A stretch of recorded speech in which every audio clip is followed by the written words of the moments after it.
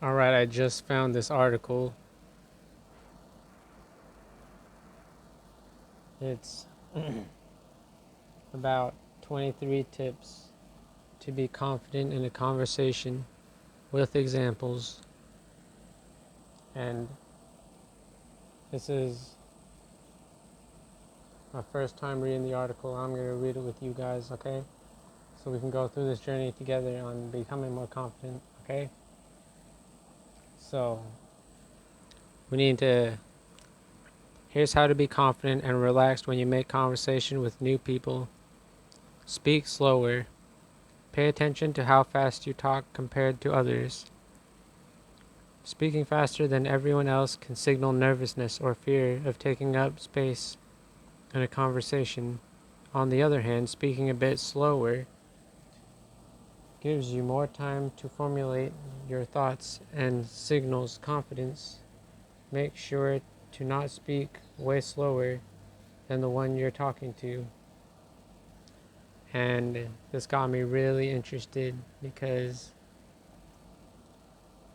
I heard that really smart people, they either don't talk at all or they talk way too fast, and none of this none of these things are good for being a confident guy. So we need to speak more slower to show that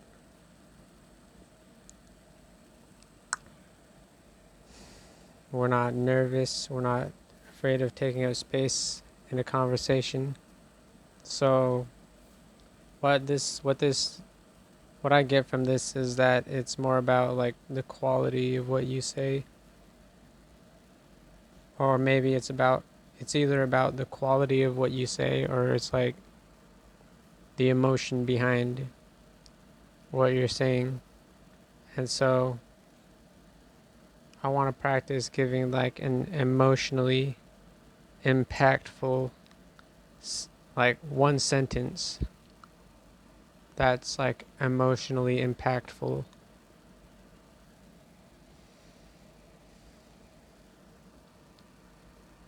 You are the most confident person in the world. You see?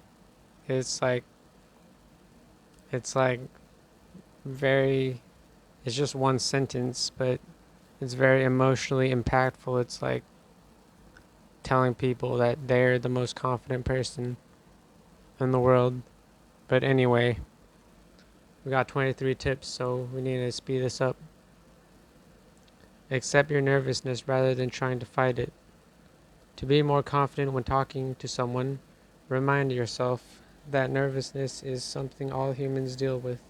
Confident people also feel nervous. It's just that they still talk to people they want to talk to despite their nervousness. Accept that the feeling is there and act anyway. Feeling nervous isn't dangerous. In that way, it's no different than, say, feeling hungry or excited.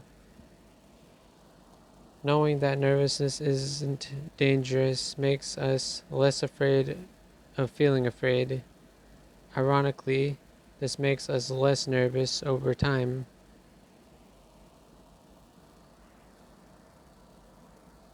So, I get I get what they're trying to say, because a lot of these people who are teaching you how to be confident, they talk about how they're used to have this social anxiety, and they even say that it's something that they're currently working towards overcoming. They haven't 100% overcome these things, and so I think this makes a lot of sense. Accepting your anxiety rather than fighting it.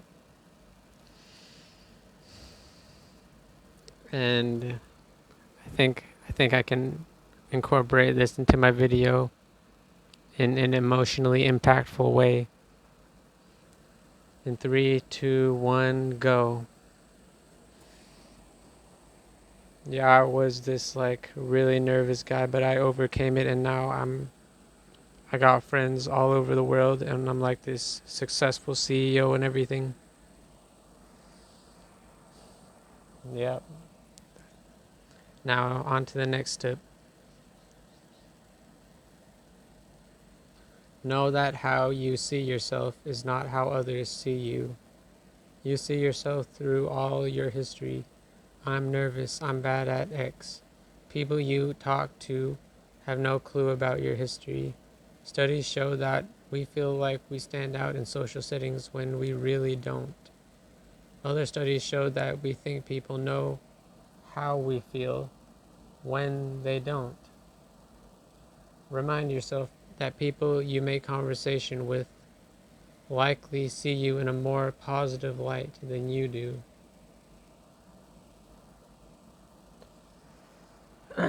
This is a very, very useful tip on how to be more confident. People don't know your history, so like all these things that that you did that lowered your confidence, people don't know about that, and so they only see what's in front of them, and so you need to be like this confident man in front of them.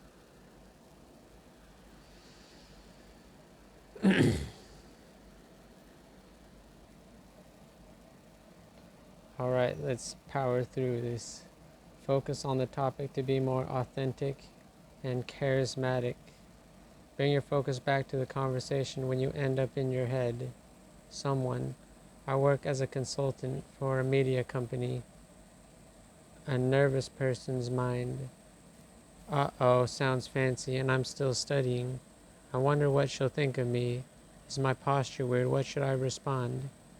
Etc. Instead, focus back to what they said and be curious about it. Your mind when focusing on the topic. I wonder what it's like to be a consultant. What kind of media company? What made her want to go into media? Is her passion creativity? Or what does she like the most about media? This is an example of what can go on inside your head, your mind. You shouldn't ask all these questions. You'll be more present, so your facial expressions become more instant and authentic. You have more ways to continue the conversation. Practice your curious focus whenever you watch someone talk on YouTube, TV, etc. It'll help you be more present in real social settings.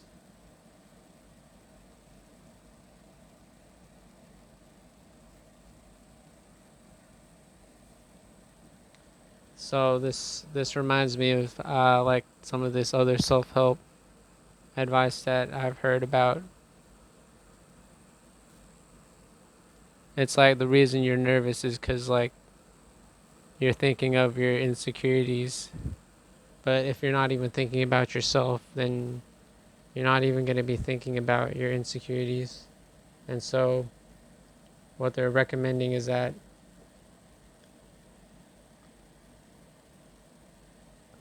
you like you think about the other person and think about like things that they can be proud of. And so you're not focusing on your insecurities that make you anxious.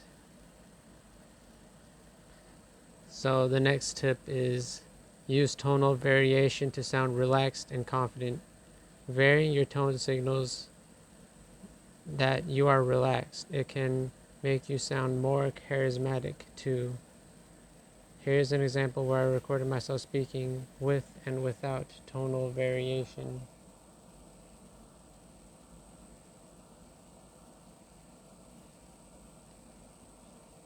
It's not super monotonous, but it's quite monotonous. I know that a lot of people use this voice when they feel a bit uncomfortable around others, and it's just like a stream of information. So you probably notice that it feels boring just to listen to this.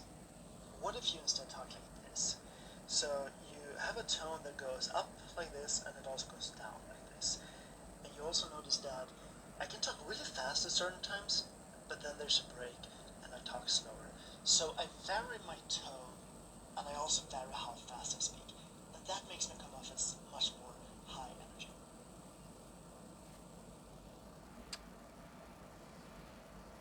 So I'm not sure what that was about, but it says that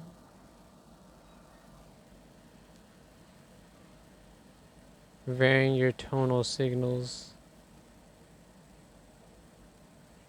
varying your tonal variation to sound more relaxed and confident. So I guess that this reminds me of like what some of these self-help people have been talking about. They're talking about how there needs to be tonal variation. Like you need to, usually as a man, you need to like start at like a higher pitch, and then your pitch goes down as the sentence comes to a close. And it's like this tonal variation that's going to make you more masculine and more confident. And like instead of saying hey, you could say hey, or like hey. That's an example of like tonal variation that can make you more masculine and confident.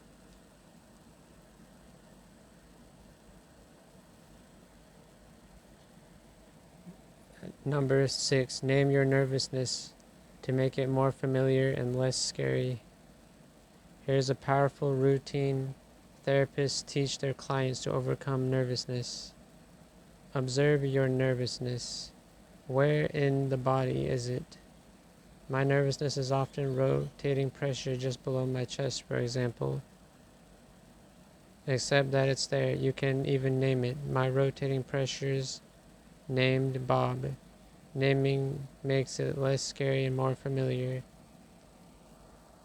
Let go of the feeling and go on doing whatever you were about to do. You'll notice that your feeling gets weaker after a while.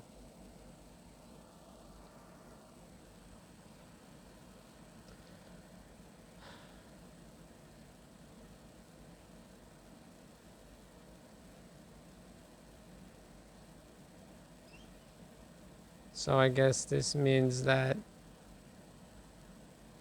you put a name on your nervousness, like with these women. Why are you nervous around them? And it's probably because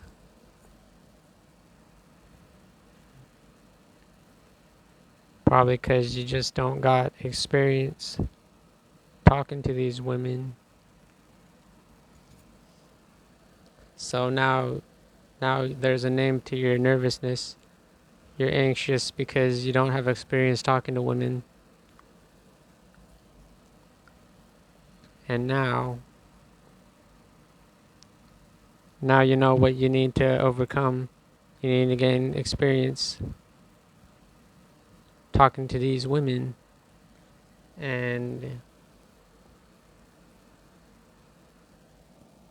there's like a bunch of other points, but I think that's enough for the video. Thank y'all for listening, and